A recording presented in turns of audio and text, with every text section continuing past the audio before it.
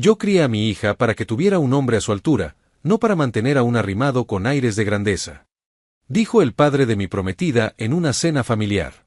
Ella me miró y soltó una carcajada. A mi padre le gustan las bromas. Así que la miré fijo y le solté, ¿a dónde está tu dinero? Ah, ¿verdad que yo te mantengo? Y la sonrisa se le borró cuando. 3 años de relación. Anillo de compromiso comprado con mis ahorros hace 2 meses. Y ahí estaba yo, sentado en esa mesa de caoba que había visto mejores tiempos, tratando de no incomodarme con las miradas de desaprobación de mis futuros suegros. La casa de los García era impresionante desde afuera. Colonial, grande, con ese aire de abolengo que te hace sentir pequeño. Pero una vez adentro, empezabas a notar las grietas. Los muebles antiguos que gritaban elegancia, pero también necesidad de reparación. Las cortinas de terciopelo desteñidas. El papel tapiz despegándose en las esquinas. Todo muy sutil. Todo muy de clase. Guadalupe me había advertido que sus padres eran exigentes. Familia de apellido, me había dicho. Gente que venía de dinero, aunque las cosas habían estado difíciles últimamente. Lo que no me había dicho era que me iban a tratar como si fuera una especie de error de la naturaleza. Don Juan, mi futuro suegro, llevaba toda la cena lanzándome indirectas. Que sí en sus tiempos los hombres de su clase esto, que sí con su apellido aquello. Doña Mercedes no se quedaba atrás, suspirando cada vez que mencionaban mi trabajo. Soy técnico en sistemas. Tengo mi propia empresa pequeña. No es glamoroso, pero es honesto y me da bien para vivir. Aparentemente, eso no era suficiente para la familia García. Esperábamos un médico, había murmurado doña Mercedes cuando Guadalupe les contó que nos íbamos a casar. O un ingeniero. Alguien de nivel, ¿sabes? Guadalupe se había reído entonces, igual que se reía ahora cada vez que sus padres soltaban sus comentarios venenosos. Oh, papá, siempre exagerando. Pero yo veía algo más en esa risa. Algo que me ponía incómodo y que había estado ignorando durante meses. La cosa es que Guadalupe nunca trabajó. En 3 años de relación, jamás. Al principio me había enamorado exactamente de eso, su elegancia, su educación, su forma de hablar, esa clase que yo nunca tendría. Me hacía sentir especial, elegido. Como si hubiera ganado un premio que no merecía. Las primeras citas fueron un sueño. Ella, hermosa, educada, hablándome de arte, de literatura, de cosas que yo apenas conocía. Yo, pagando todo, sintiéndose afortunado de estar con alguien así. Nunca conocí a alguien tan trabajador y noble, me había dicho una noche, tocándome la mano. Los hombres como tú son los verdaderos caballeros. ¡Qué idiota fui! Porque después vinieron los gastos. Pequeños al principio. Una cena aquí, un regalo allá. Después el apartamento porque ella no podía seguir viviendo con sus padres. Después la renta, los servicios, la comida. Después los caprichos. Después todo. Yo no nací para trabajar en cualquier cosa, me decía cuando le sugería que buscara empleo. Tú no entiendes mi nivel de vida. Una señorita de mi familia no puede trabajar en oficinas con cualquiera. Y yo, como el imbécil que era, asentía. Para evitar conflictos, pagaba todo. Cuando protestaba, llegaban las lágrimas. Si me amaras de verdad, entenderías que mantener las apariencias cuesta. No es tanto dinero, exageras. Cuando encuentre algo acorde a mi nivel, trabajaré. Promesas vacías. Ciclos tóxicos, peleas por dinero, lágrimas, promesas, repetición. Pero esa noche, en esa mesa, con don Juan mirándome como si fuera algo que había encontrado pegado en su zapato, algo se rompió dentro de mí. Con nuestro apellido, estaba diciendo, ella podía conseguir cualquier profesional exitoso. Un médico, un ingeniero, un empresario. Alguien que entendiera las responsabilidades que conlleva mantener a una familia de nuestra clase. Guadalupe se rió nerviosamente. Ay, papá, no seas así. Pero don Juan no había terminado. Se inclinó hacia adelante, me miró directo a los ojos, y soltó las palabras que cambiarían todo. Yo crié a mi hija para que tuviera un hombre a su altura, no para mantener a un arrimado con aires de grandeza. El silencio que siguió fue ensordecedor. Doña Mercedes tosió incómoda. Guadalupe se puso roja, pero no de vergüenza. De risa. A mi padre le gustan las bromas, dijo, soltando una carcajada que sonó falsa hasta para ella.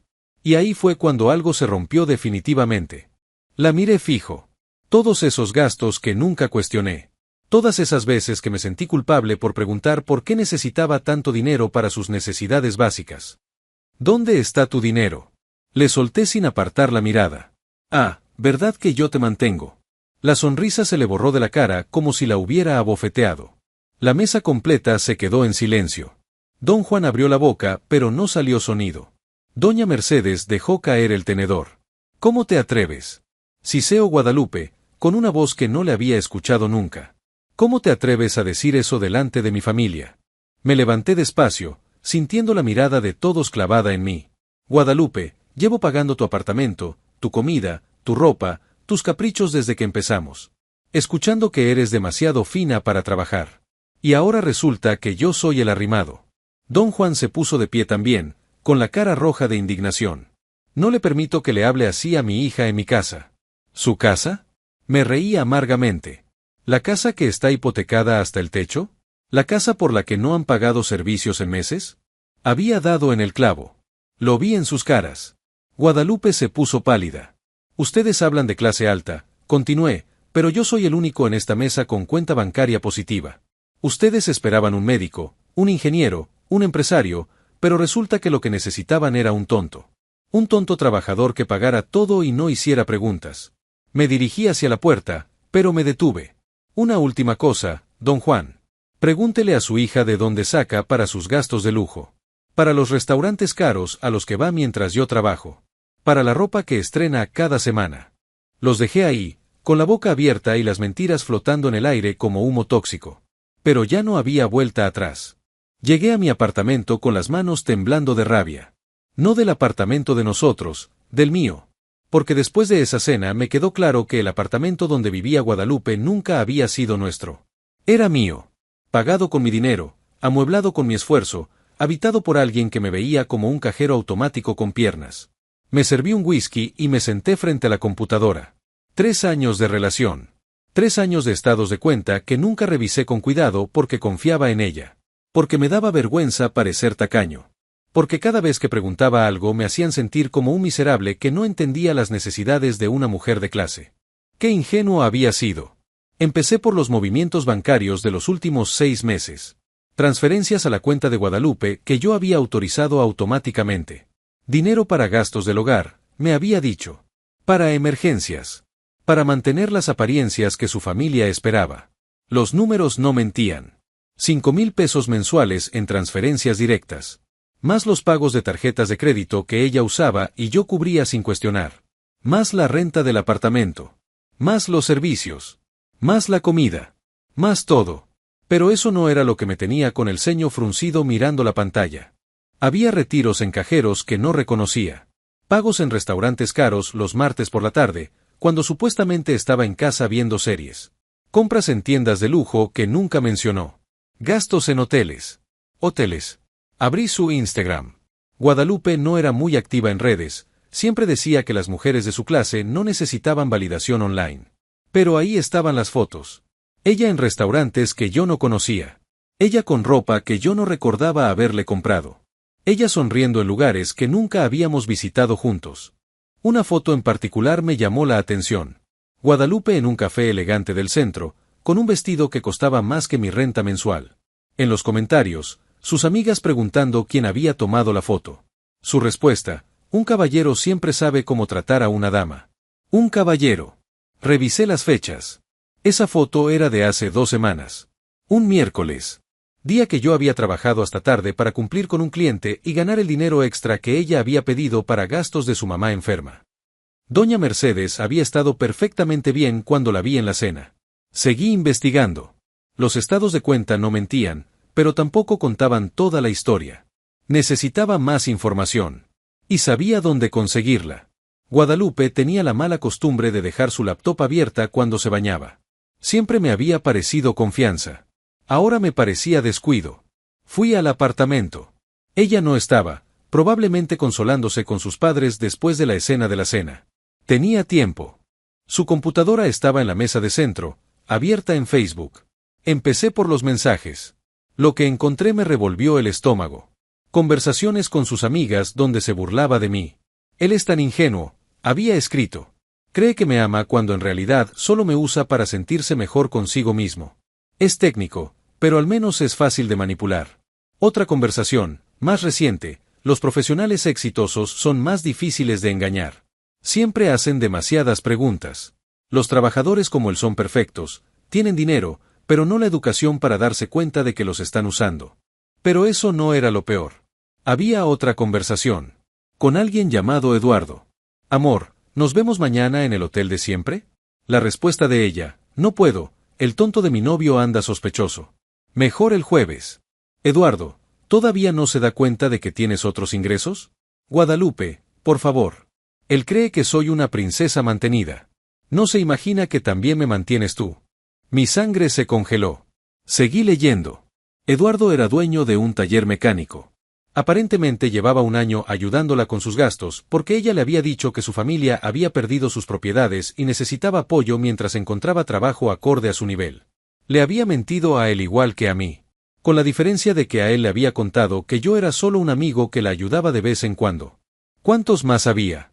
Revisé más conversaciones. Encontré a Roberto, un contador que le pagaba una mensualidad desde hacía 6 meses. A Miguel, un doctor que le había comprado el carro que yo creía que habíamos comprado juntos con mi dinero. Guadalupe no tenía uno ni dos hombres manteniéndola. Tenía una red completa. Y yo era el idiota principal, el que pagaba la renta y los gastos fijos mientras los demás cubrían los lujos y caprichos. Pero la conversación que más me dolió fue con su prima Fernanda. Fernanda, ¿no te da cargo de conciencia engañar a tantos hombres? Guadalupe, ¿cargo de conciencia? Fer, yo aporto clase y belleza. Ellos aportan dinero. Es un intercambio justo. Además, los hombres de nuestra clase no trabajan. Para eso están los de clase baja. Fernanda, pero algún día se van a dar cuenta. Guadalupe, los tontos nunca se dan cuenta. Y si se dan cuenta, siempre hay más tontos esperando. Imprimí todo. Cada conversación, cada foto, cada evidencia. Después revisé sus redes sociales más a fondo. Instagram, Facebook, incluso TikTok. Lo que encontré me terminó de convencer de que había estado viviendo con una completa extraña. Videos de ella burlándose de hombres desesperados que la mantenían. Fotos en lugares caros con hashtags como una princesa sabe lo que vale.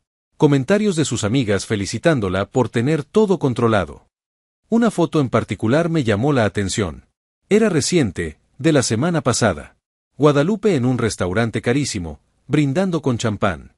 La descripción decía, celebrando otro mes de libertad financiera.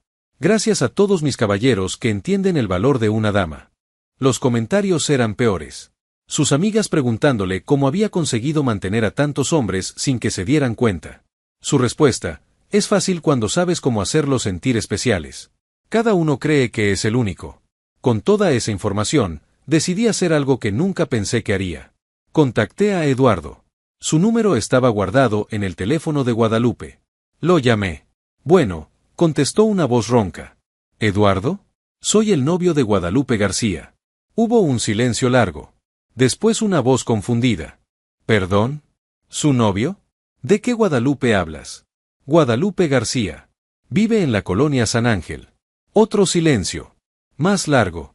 Oye, no sé quién eres, pero yo no conozco a ninguna Guadalupe García con novio. Le expliqué rápidamente lo que había descubierto. Cuando mencioné los mensajes y las citas en hoteles, su tono cambió completamente. Espera, espera. ¿Tú eres el que ella llama mi amigo de la familia? ¿Qué? Amigo, tenemos que hablar. Ya. Nos vimos esa misma noche en un bar cerca de su taller. Eduardo resultó ser un tipo trabajador como yo. Honesto. También había caído en los encantos de la princesa García. Ella me dijo que ustedes solo eran amigos, me contó, moviendo la cabeza con desaprobación. Que tu familia tenía dinero y la ayudabas de vez en cuando por lástima. Y a mí me dijo que tú eras su ex, pero que seguía siendo amigo de la familia, le respondí. Nos quedamos callados, procesando la magnitud del engaño. ¿Sabes qué es lo que más me molesta? Dijo Eduardo después de un rato. No es solo el dinero. Es que nos hizo sentir especiales. A los dos. Como si fuéramos los únicos. Exactamente eso mismo sentía yo. Tenía todo lo que necesitaba para confrontarla. Y ya sabía exactamente cuándo y cómo lo haría. Si ella había decidido humillarme públicamente en esa cena, yo iba a devolverle el favor. Una semana después, Guadalupe me llamó. Su voz sonaba dulce, arrepentida. Como siempre que necesitaba algo. Amor, creo que las cosas se salieron de control en casa de mis papás. ¿Por qué no vienes a cenar mañana? Quiero que hablemos, que arreglemos esto. Perfecto. Exactamente lo que estaba esperando. Claro, le dije. Tenemos mucho de qué hablar. Llegué a la casa de los García con mi folder de evidencias bajo el brazo y una sonrisa en la cara. Eduardo había accedido a esperarme en su camioneta al final de la cuadra. Por si las cosas se ponían feas, había dicho. Aunque honestamente, después de todo lo que habíamos descubierto, ya no había nada que pudiera ponerse peor. Don Juan me recibió en la puerta con una sonrisa forzada. Muchacho, esperamos que hayas reflexionado sobre lo que pasó. Por supuesto, don Juan. He reflexionado mucho. La mesa estaba puesta como si fuera una ocasión especial. Guadalupe llevaba un vestido que yo no conocía. Otro gasto misterioso que ahora tenía perfecto sentido. Doña Mercedes me sirvió vino con una sonrisa que no llegaba a sus ojos. Bueno, dijo Guadalupe después de los primeros bocados, creo que todos nos dejamos llevar por las emociones la semana pasada. Papá no quiso ofenderte. Don Juan asintió. A veces soy muy protector con mi hija. ¿Tú entiendes? Entiendo perfectamente, respondí, tomando un sorbo de vino. De hecho, he estado pensando mucho en lo que dijeron. Sobre las expectativas. Sobre mantener el nivel. Sobre lo que significa ser un hombre de verdad. Guadalupe sonrió aliviada. Sabía que lo entenderías. Saqué el folder y lo puse sobre la mesa. Las sonrisas se desvanecieron. Tienen razón en una cosa. Yo era ingenuo. Pero no por las razones que creen. ¿Qué es eso?, preguntó doña Mercedes, señalando el folder. Estos son 3 años de estados de cuenta. 3 años de transferencias, pagos, gastos. Todo lo que he invertido en esta relación. Guadalupe se puso pálida. Amor, no creo que sea necesario. Claro que es necesario, la interrumpí. Ustedes me llamaron arrimado. Dijeron que yo no tenía el nivel para mantener a una mujer como Guadalupe. Así que pensé que sería bueno mostrarles exactamente quién mantiene a quién. Abrí el folder. Los números hablaban por sí solos. 5,000 mensuales en transferencias directas. Más 15,000 en gastos de tarjetas de crédito. Más 8,000 de renta. Más 3,000 de servicios. 21,000 al mes. Durante 3 años. Don Juan hizo cuentas mentalmente. Su cara se puso gris. Pero eso no es todo, continué. Porque resulta que Guadalupe tenía otras fuentes de ingresos que yo desconocía. Saqué las capturas de pantalla de las conversaciones. Las puse sobre la mesa como cartas en un juego de póker. Eduardo, dueño de taller mecánico. Roberto, contador. Miguel, doctor. Todos ayudando económicamente a la misma princesa que supuestamente yo no podía mantener. Guadalupe se levantó de la mesa. Esto es una violación a mi privacidad. ¿Tu privacidad? Me reí. ¿Como cuando le dijiste a Eduardo que yo era solo un amigo de la familia? ¿O cuando le dijiste a Roberto que yo era tu ex pero que seguíamos siendo amigos? Doña Mercedes tomó una de las hojas. Sus ojos se abrieron al leer los mensajes. Pero lo que más me gustó, seguí, fueron tus conversaciones con tus amigas. Especialmente esta. Leí en voz alta, es técnico, pero al menos es fácil de manipular. Los profesionales exitosos son más difíciles de engañar. Los trabajadores como él son perfectos, tienen dinero, pero no la educación para darse cuenta de que los están usando. El silencio era sepulcral. Y mi favorita personal, continué, los hombres de nuestra clase no trabajan. Para eso están los de clase baja. Don Juan se había puesto de pie, con la cara roja. Pero no era vergüenza. Era rabia. ¿Esto es verdad, Guadalupe? Son mentiras. Gritó ella. Él manipuló esas conversaciones. Saqué mi teléfono. Marqué el número de Eduardo. Eduardo, ¿puedes venir? Sí, ahora. 5 minutos después, Eduardo tocaba la puerta. Doña Mercedes lo dejó pasar, confundida. ¿Quién es usted?, preguntó don Juan. Eduardo Ramírez, respondió él, quitándose la gorra. Soy dueño de un taller mecánico. Y durante el último año, he estado ayudando económicamente a su hija. Guadalupe se desplomó en su silla. ¿Cuánto?, preguntó don Juan con voz quebrada.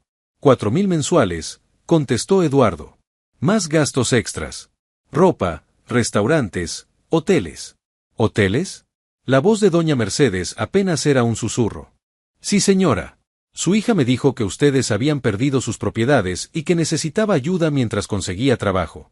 Me dijo que este señor, señalando hacia mí, era solo un amigo de la familia que los ayudaba ocasionalmente.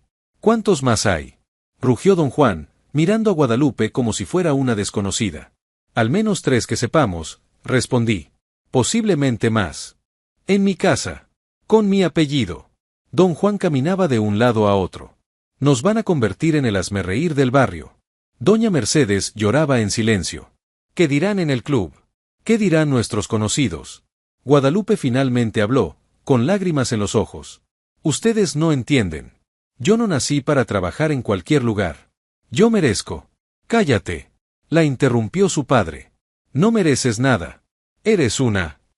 Se detuvo, pero todos sabíamos qué palabra había estado a punto de usar. Eduardo y yo nos levantamos al mismo tiempo. Era hora de irnos. Don Juan nos siguió hasta la puerta. Su voz era fría, controlada. Esto no sale de esta casa, ¿entendido? No tengo nada que ganar contándolo, respondí. Él asintió. Después de un momento largo, agregó sin mirarme a los ojos, tal vez no te conocíamos bien. No era una disculpa. Era lo más cerca que alguien como don Juan podía llegar a reconocer que se había equivocado. Eduardo y yo salimos juntos de esa casa. Atrás quedaron los gritos de Guadalupe, las recriminaciones de sus padres, y 3 años de mentiras. 6 meses después, me enteré de que Guadalupe había tenido que mudarse de vuelta con sus padres. Había perdido el apartamento cuando dejé de pagar la renta. Eduardo, Roberto, Miguel y yo habíamos cortado toda comunicación con ella. Don Juan me encontró en un café cerca de mi oficina 3 meses después. Se veía mayor, más cansado. Perdimos la casa, me dijo sin preámbulos. Los préstamos, las deudas, ya no pudimos sostener las apariencias. Lo siento, respondí, y era sincero. Él negó con la cabeza. No lo sientes. Y no deberías. Criamos un monstruo. Y cuando te das cuenta de que criaste un monstruo, ya es demasiado tarde para cambiarlo. Se fue sin decir más. La última vez que vi a Guadalupe fue en el supermercado. Llevaba ropa sencilla y empujaba un carrito de compras como cualquier persona normal. Me vio y bajó la mirada. Por primera vez en años, no sentí ni rabia ni dolor. Solo alivio.